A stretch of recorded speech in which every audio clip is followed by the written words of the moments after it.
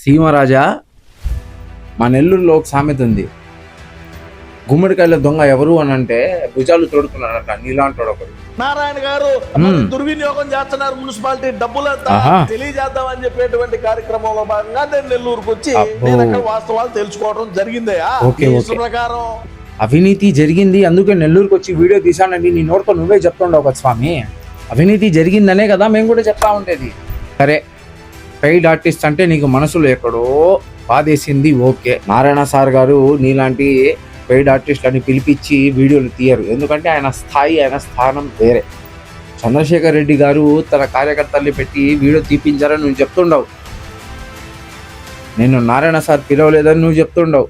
నువ్వు మాట్లాడే నీ స్టైల్ భాషలో నిన్ను అడగాలి అని అంటే, నిన్ను ఎవరి అమ్మాముగుడు పిలిస్తే నువ్వు నెల్లూరుకు వచ్చావు?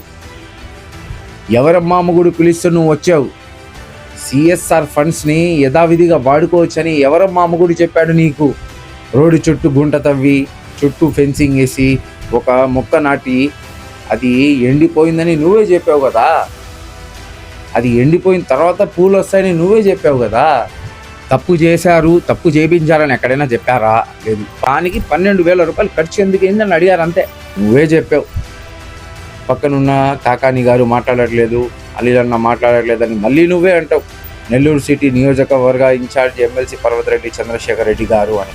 మరి నెల్లూరు సిటీ ఇన్ఛార్జ్ మాట్లాడుకుంటే ఎవడమ్మా మొగుడు మాట్లాడతాడు? నీ వీడియో చూసి నవ్వుకుంటున్నారు.